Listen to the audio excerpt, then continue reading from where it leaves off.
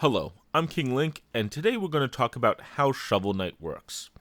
That is honestly a pretty broad topic, and Shovel Knight is a huge game that I probably could do a couple of videos on if I wanted. The story of their Kickstarter is equally problematic and joyous. The game design of the original game is unique, amazing, and worthy of a ton of praise, and the nostalgia that the game evokes and yet improves upon is close to perfection. For today, as the title says, we're going to focus on the episodic nature of the DLC for Shovel Knight. It's well done, impressive, and a perfect blueprint of how this type of content can work. Yacht Club Games created something new and special with their original game, Shovel Knight, and has done the same for each of their DLCs of what was eventually named the Shovel Knight Treasure Trove. But before we get into these topics, allow me to explain Shovel Knight to those who haven't experienced the game yet. Shovel Knight, at least the first game, is about a knight who has a shovel. It's as simple as that.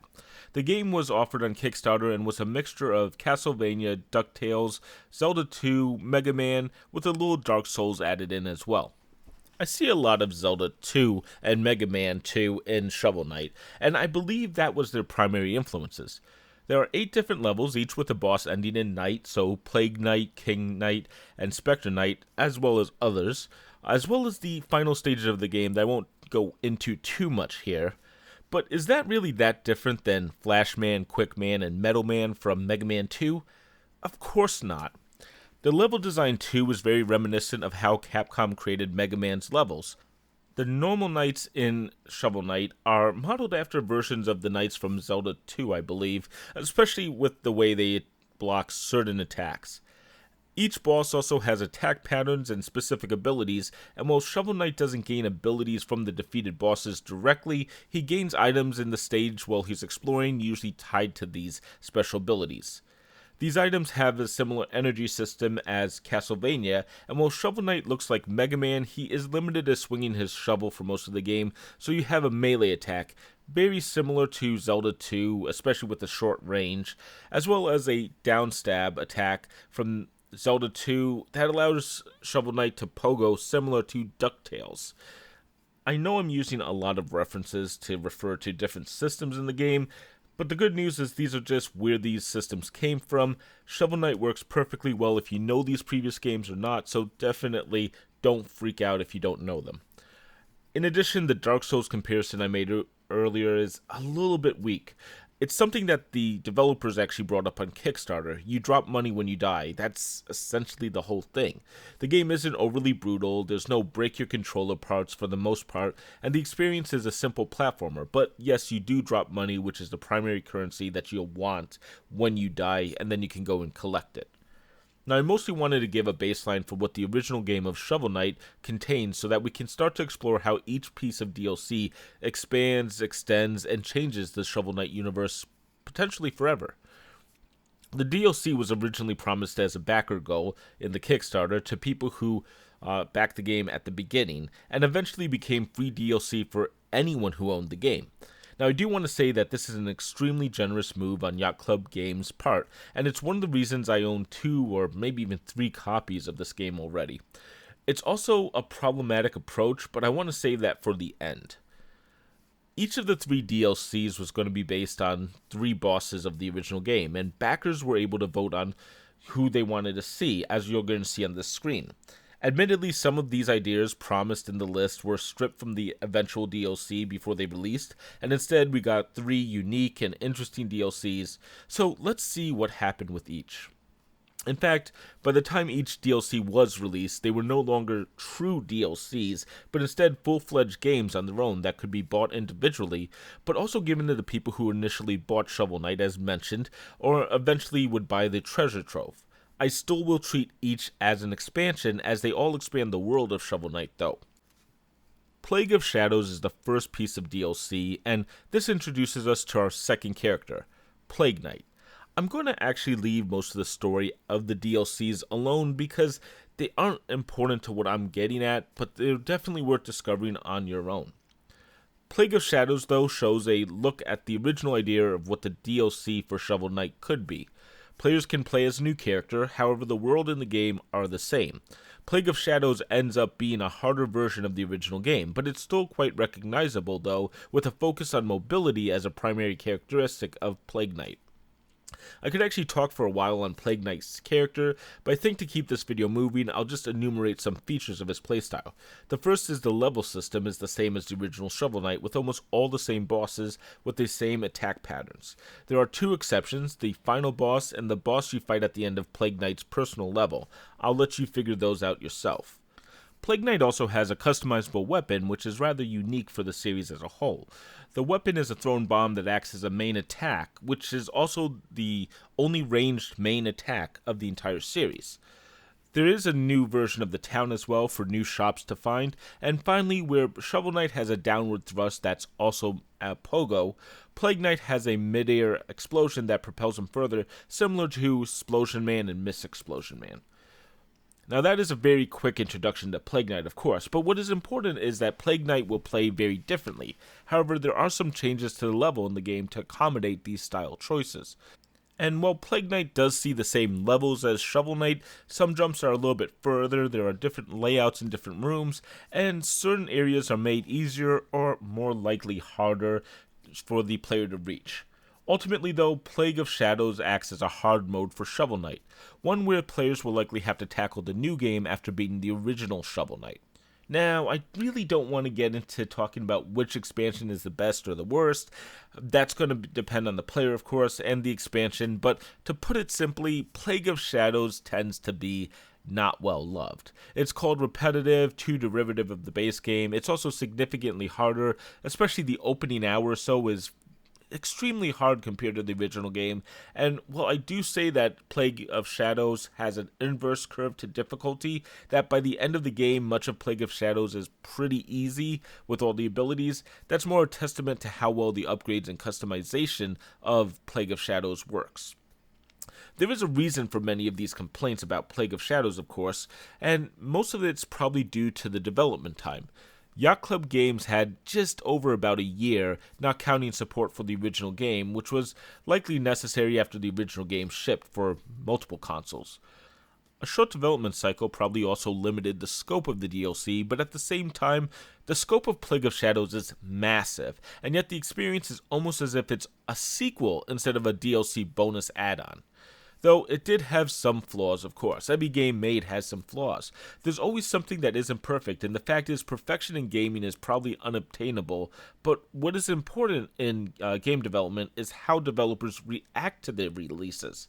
Yacht Club Games had promised 3 DLCs, and with Plague of Shadows released, they had a game that might be too hard, a worries of theirs in hindsight, at the very least, no new levels, and a game that really didn't stand out much as the original title did. And they also had promised 2 more playable characters after that point. At the same time, they also produced one of the best DLCs of all time. Consider that Plague of Shadows doesn't just add to the original game, but doubles the length of the original release's playtime in just one piece of DLC. They also gave this DLC to everyone for free as mentioned, so while there were faults of Plague of Shadows, it's still a unique and impressive first DLC. Shockingly, this was only the beginning of what Yacht Club Games would do with their next 2 DLC titles to take them to the next level. When Yacht Club Games started working on Specter of Torment, they didn't just redo what had worked before, but instead clearly took feedback from fans, as well as focused on delivering a new experience that would again change the world of Shovel Knight. There's a clear understanding that while Plague of Shadows worked, fans were already tired of the original levels and something had to be done.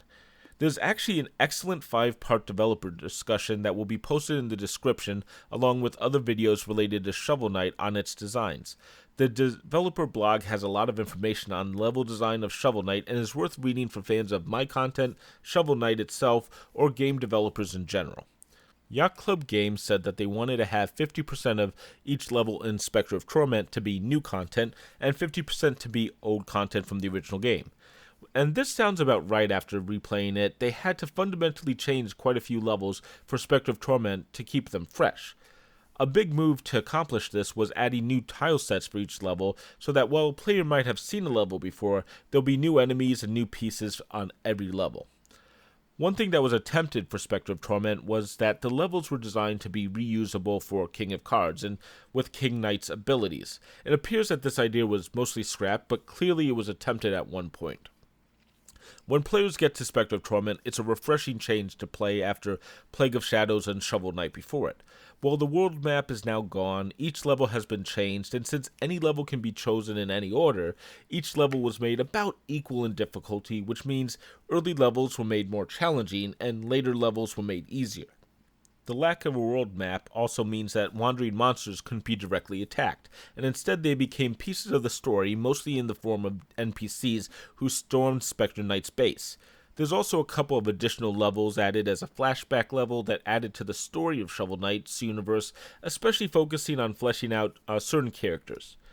The gameplay, though, is the biggest thing. While Plague Knight threw bombs around him, Specter Knight again returns to a simple melee weapon. However, he's given a new ability, a dash attack.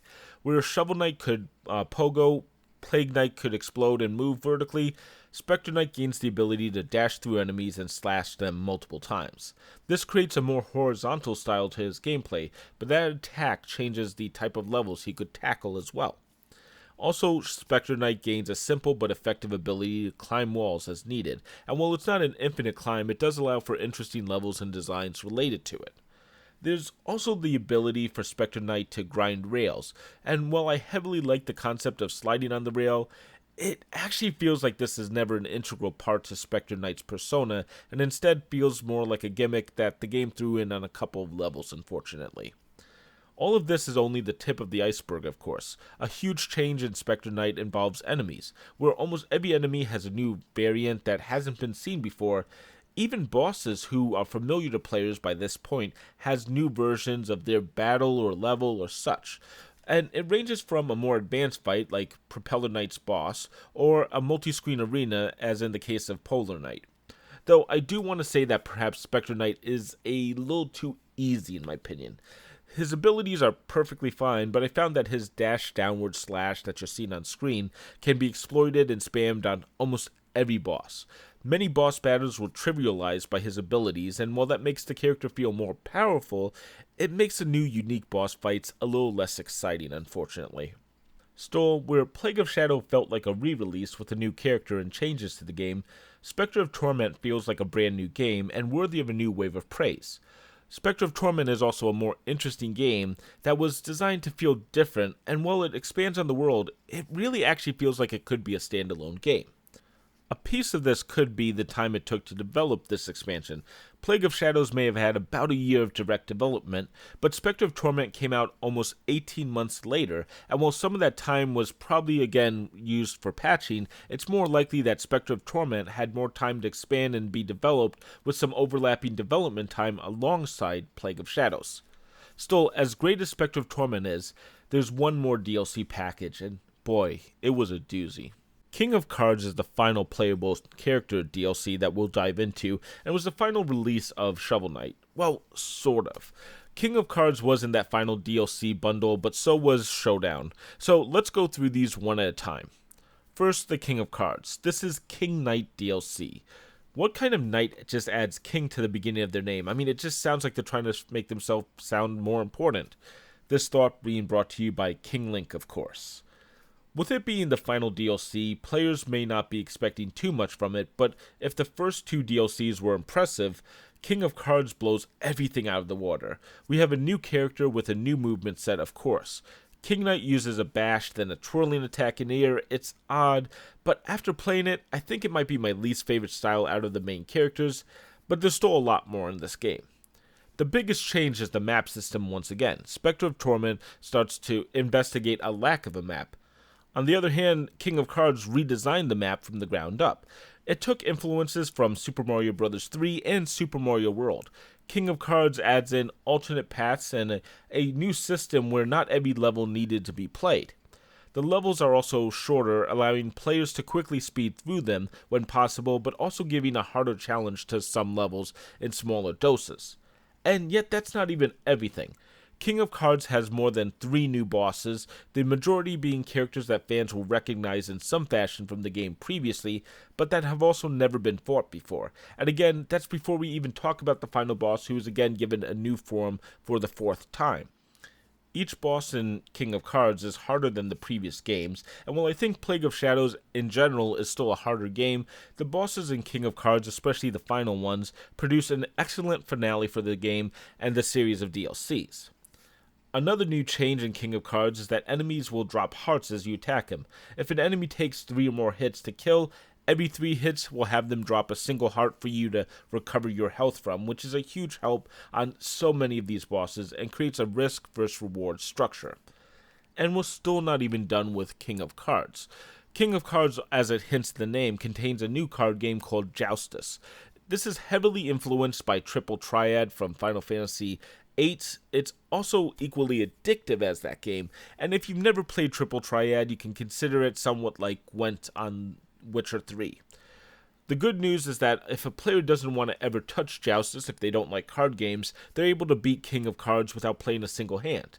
On the other hand, Joustus is a big enough game with a deck of 135 possible cards that it could have been its own game, and in the tradition of Triple Triad and Gwent, it just becomes a huge time sink for fans.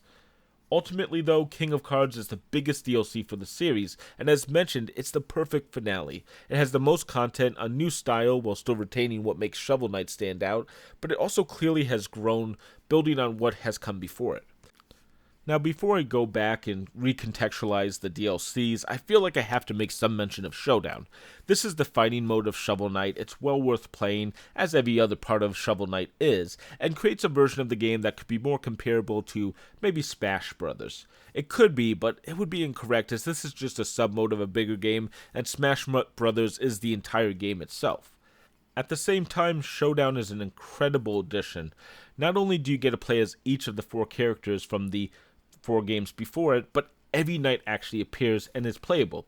Not even just the 8 knights of the original group of baddies or the additional bosses we barely even talked about. Showdown is even bigger, and it ends up having 20 playable characters after unlocking everything, and it's just chock full of content. Realize that every character here had to get a moveset and a set of design. While many of these characters are using attacks from the main game, they are now playable for the first time. So how can Polar Knight, for instance, with his imposing attacks, work? How can Tinker Knight, the smallest character, fight on the same battlefield as the other larger, more powerful knights? The end result of Showdown is a very compelling game that allows players to wonder, what if some of these characters got their own spin-offs? Showdown is also packed to the gills with content, as said. There are 53 achievements, with each one giving a single piece of unlockable content, with everything from stages to characters to palette sets and more available just from earning each achievement. And of course there's still more. I could talk further about the challenge mode in the base game and each expansion, the gender swap mode, and more. The point though is that Shovel Knight is extremely packed with all of this content. But it's more than that. Each DLC has become a clear step on a path. While almost every piece of content except for Joustus was promised in the Kickstarter, each release refined what Shovel Knight was and could be, and what fans should expect from it. The original Shovel Knight was an impressive game filled to the brim with great design. It's easy to see why it alone became popular and impressive. Though, looking back at the original Kickstarter images and videos, fans can see a lot of changes were made between the original designs and the final level designs. That's a sign of a great developer to always be improving. And that's when we reach Plague Knight, we start to see what Yacht Club saw their DLC as. They were trying to make an expansion both to the world and the game, and while Plague of Shadows is a massive undertaking, it's a glorified second quest, to be honest, reminiscent of the original level Zelda or the true Super Mario Bros. 2, The Lost Levels. Specter of Torment ups the ante and creates what could have been a real sequel. It changes the moveset again, adds new attacks to the enemies, and creates an excellent new experience. It also seems to question how else can we view the world, adding in mini-games, flashbacks, and an attempt to recontextualize the game and the bosses. Finally, we see the King of Cards and get the boldest piece of all. We finally have a different stage length, but now an amazing world map, additional paths in many levels, major new bosses for the first time, and an entire minigame that could be considered separately from King of Cards, but is firmly part of the King of Cards DLC. Each of these pieces of DLC has become a step on a path of what Shovel Knight has become, but I find it hard to imagine reaching the finale that is King of Cards without Plague of Shadow's first release or Specter of Torment's ability to move away from the original game. Now, each DLC here is substantial, but what was promised could have been as simple as a single character model that got anything from a single level to play through to the same game with similar moves as Shovel Knight. Instead, Shovel Knight presents 5 different games, including Showdown, over 5 years and has broken what we can think of as episodic gameplay. Each DLC also learns from the pieces before it and fixes issues that fans may already have or will have in the future if they continue down the same path. Changing from the original game to a harder difficulty game, then to brand new levels and an easier feel, and then to give everything they could in the final release allows each DLC to feel as part of a design continuum instead of just 4 standalone titles. And that's what stuck with me after playing each release. In fact, if you haven't replayed the entire series again recently, like I just did, definitely try it out. Each game's faults seem to be addressed as you get to the next title, and it's such a wonderful experience. Now, the thing is, these Shovel Knight games aren't just in the same universe, but they become a single lineage. It's similar to how Assassin's Creed 2 and its 2 direct sequels felt. Games that evolve, but still retain what you love about the original. I initially approached this video with the desire to compare Shovel Knight's and its DLC to Resident Evil 6's varied style in the 4 modes found in that game, or desire to show this is what Telltale always promised players with their episodic gameplay but never were able to deliver on. I even wanted to suggest that Bloodstained Ritual of the Night DLCs may not be able to live up to what Shovel Knight finally did. But the thing is, I don't think any of that's necessary. Shovel Knight itself is worthy of a singular look at itself in one video, because it has presented multiple unique looks at its universe, and while they all might be technically platformers, I find it hard to believe any fan could see each of these 4 DLCs as the exact same game, not to even mention Showdown itself. But sadly, there is a downside to Shovel Knight, as I mentioned. Yacht Club Games has released potentially one of the best Kickstarter games of all time and probably the best series of DLCs. They released the entire game for $10 to the initial Kickstarters, slowly raised its price over time, and the price today is $40 for all the games discussed here. But I wonder if they could or even would try to recreate the success of Shovel Knight directly. There's an inherent problem with Shovel Knight. Fans who bought that initial game for cheap or were part of the Kickstarter were promised far too much content. Granted, this appears to have worked out for Yacht Club Games in hindsight, but I can't exactly imagine the next game that Yacht Club Games puts out getting 5 years of continuous updates and essentially 4 times the length by the end. Fan bases aren't exactly known for a complete understanding of the game development process. Hopefully these videos may one day help that out. But Yacht Club Games is now synonymous with both Shovel Knight and the wealth of DLC that Shovel Knight has received, and as such, I feel like their next game is likely to disappoint on one of those 2 points, potentially both. And it's a real shame because, if anything, Yacht Club Games has proven themselves as masters of proper nostalgic gameplay, level design, game design, and even more. And whatever comes next from them should get the full support of the entire fan base. I just see some level of unnecessary backlash brewing.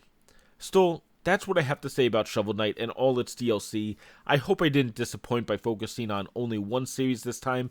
Next time I'll be back to combine more games side by side. If you have enjoyed this, consider subscribing. I definitely appreciate that. And of course, ring that bell. Also, let me know what you think of Shovel Knight or what you think the next game from Yacht Club Games will be like. Will they stick with platformers or try to create a second Shovel Knight or go for something completely unique? I'm going to be popping up both my Stardew Valley look and my Void Bastards video. They go over a lot of game design of those games a bit more, and hopefully you'll give them a shot. And until next time, I'm King Link. And thank you for watching.